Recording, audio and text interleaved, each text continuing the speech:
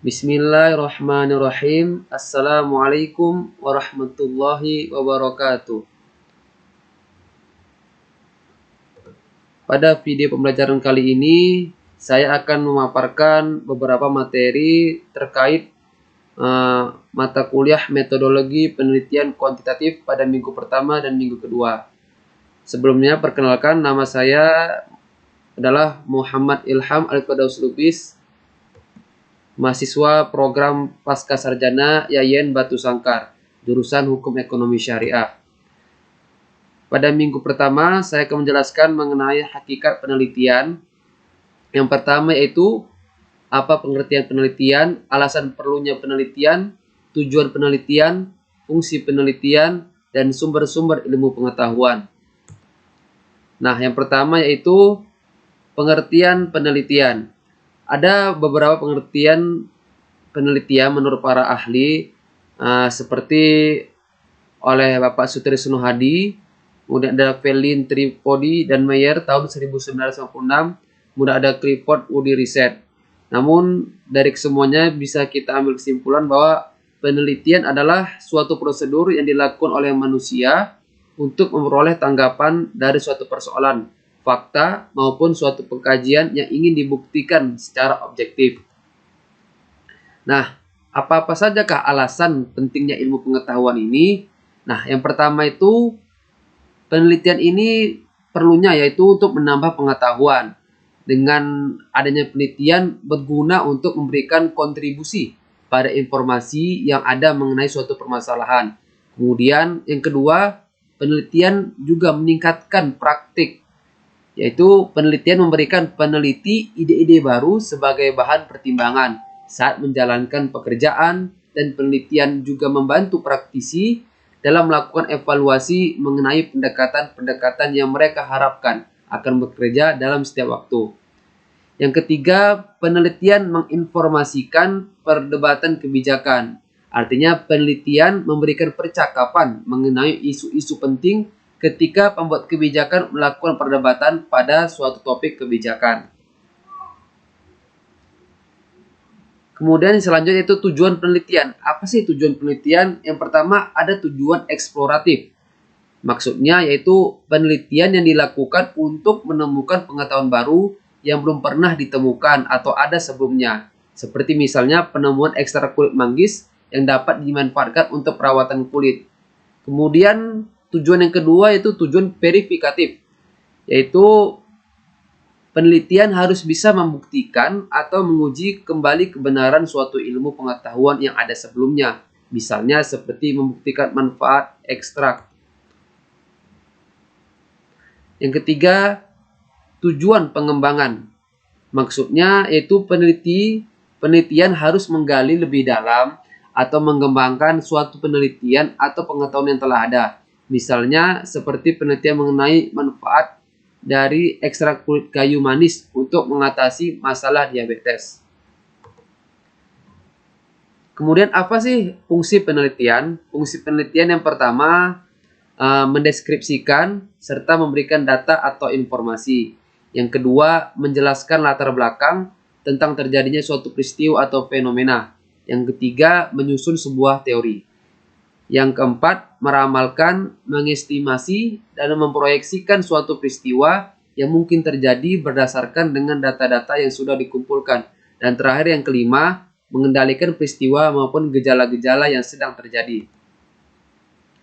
Nah, penelitian ini sendiri berdasarkan sumber-sumber ilmu pengetahuannya ada penelitian ilmiah dan penelitian non-ilmiah. Apa yang dimaksud dengan penelitian ilmiah? Penelitian ilmiah adalah suatu kegiatan yang sistematik dan objektif untuk mengkaji suatu masalah dalam usaha untuk mencapai suatu pengertian mengenai prinsip-prinsip yang mendasar dan berlaku umum mengenai masalah tersebut.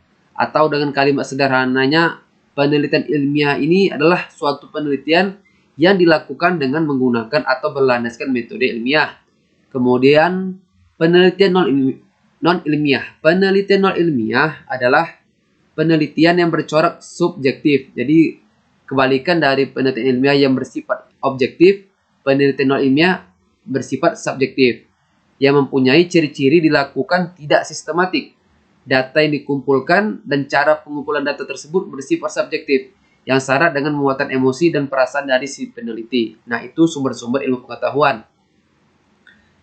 Kemudian, apa sih perbedaan penelitian ilmiah dan ilmiah? Penelitian ilmiah sendiri, seperti sudah disebutkan tadi, menggunakan kaidah-kaidah ilmiah dengan mengemukakan pokok-pokok pikiran, menyimpulkan dengan melalui prosedur yang sistematis dengan menggunakan pembuktian ilmiah. Perumusan masalah jelas dan spesifik. Masalah dapat diamati dan diukur secara empiris. Jawaban masalah berdasarkan pada data. Kemudian keputusan berdasarkan logika yang benar. Dan terakhir, kesimpulan dihasilkan terbuka untuk diuji oleh orang lain. Nah, sedangkan penelitian non ilmiah itu ciri-cirinya tidak menggunakan metode ataupun kaidah-kaidah ilmiah. Masalah tidak selalu dapat diukur secara empiris. Jawaban tidak berdasarkan atas data. Kemudian keputusan tidak berdasarkan logika yang benar. Dan terakhir, kesimpulan yang dihasilkan tidak untuk diuji ulang oleh orang lain. Nah, tadi uraian mengenai hakikat penelitian pada minggu pertama. Selanjutnya pada minggu kedua yaitu mengenai metode ragam, jenis, dan rancangan penelitian. Ada 3 yang di sini yang akan kita uraikan. Yang pertama, metode penelitian berdasarkan tujuan, metode, dan bidang kajian. Kemudian yang kedua yaitu jenis-jenis penelitian. Dan yang ketiga, contoh masalah dari masing-masing jenis penelitian. Nah, langsung saja. Yang pertama, penelitian berdasarkan tujuan. Nah, di sini saya memberikan atau mencantumkan ada 2 penelitian, yaitu penelitian murni dan penelitian terapan. Nah, apa itu penelitian murni? Nah, penelitian murni itu adalah penelitian yang fokus pada pengembangan dan pengujian teori atau hipotesis yang sifatnya sulit untuk diterapkan, baik di masa sekarang ataupun di masa depan.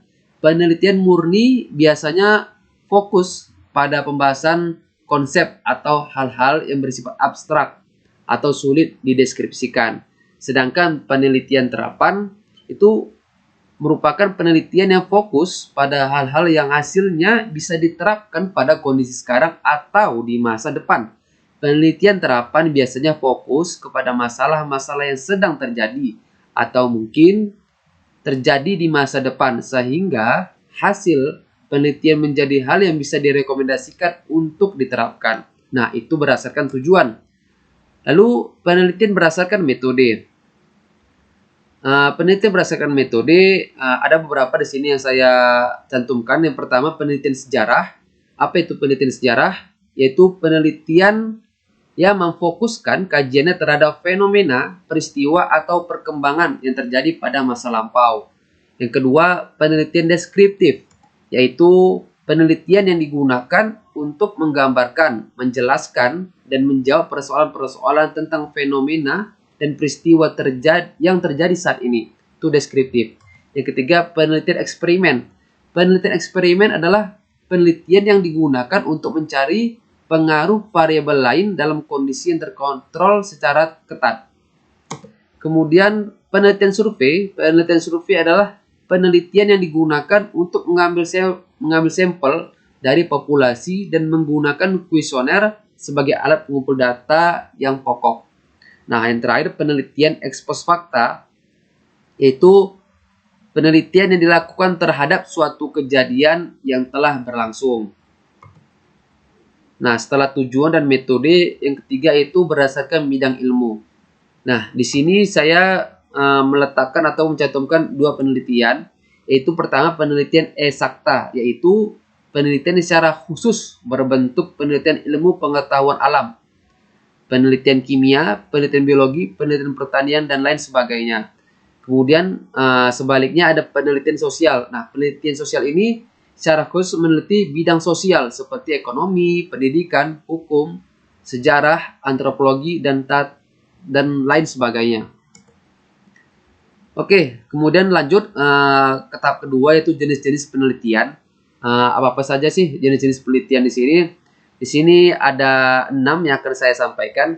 Yang pertama, penelitian deskriptif. Jadi, penelitian deskriptif atau descriptive research adalah suatu metode penelitian yang ditujukan untuk menggambarkan fenomena-fenomena yang ada, yang berlangsung saat ini atau saat yang lampau. Yang kedua, penelitian pengembangan. Penelitian pengembangan atau research development sering diartikan sebagai suatu proses atau langkah-langkah untuk mengembangkan suatu produk baru atau menyempurnakan produk yang telah ada sebelumnya.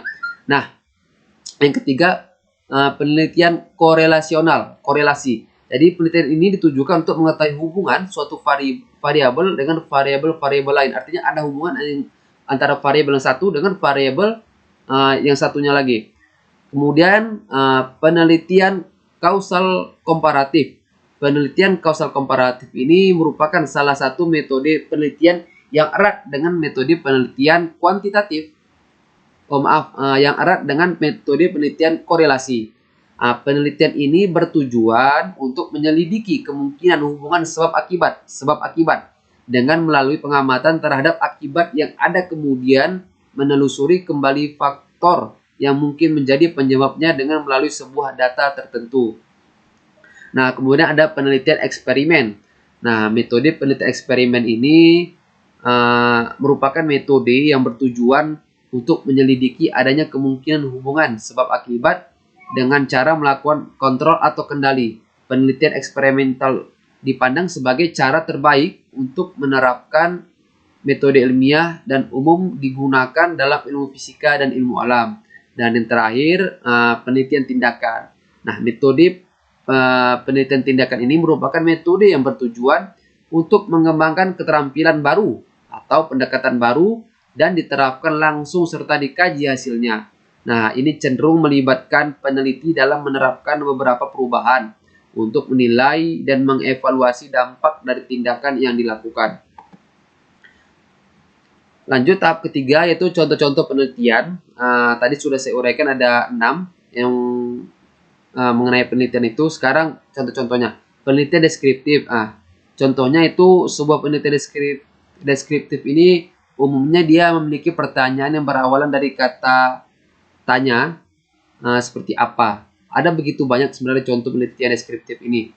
Berikut ini ada 5 yang saya cantumkan di video ini. Yang pertama contohnya tuh misalnya kalimat apa yang dapat menenangkan masyarakat di tengah pandemi. Kemudian yang kedua, apa yang mendorong munculnya kedisiplinan di tengah pembatasan sosial berskala besar. Kemudian, apa upaya masyarakat untuk mempertahankan perekonomiannya di tengah PSBB? Apa upaya pemerintah untuk membantu masyarakat di tengah PSBB? Dan terakhir, apa dampak sosial dari WFH, work from home?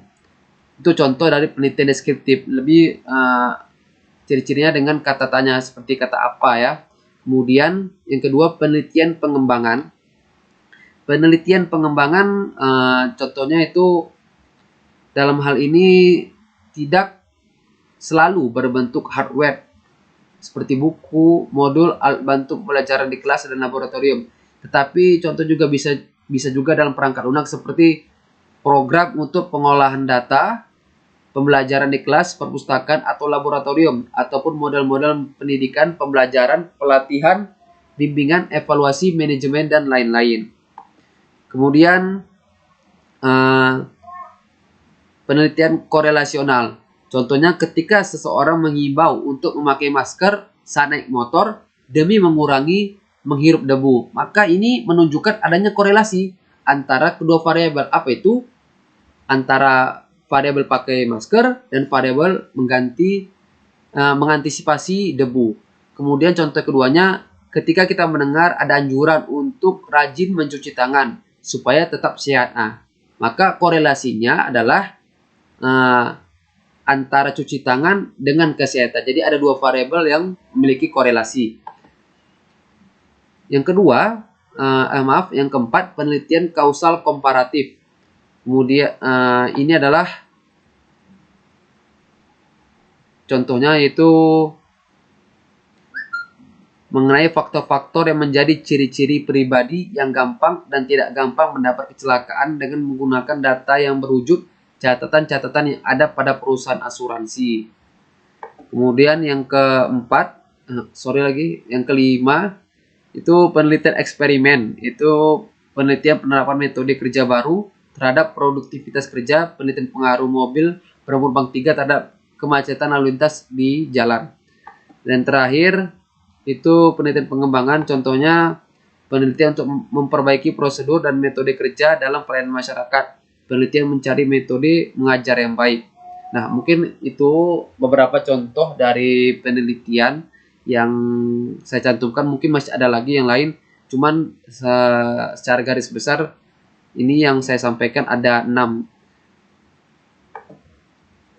Nah, mungkin itu saja yang dapat saya sampaikan. Terima kasih atas waktunya untuk menonton video ini. Terima kasih. Wassalamualaikum warahmatullahi wabarakatuh.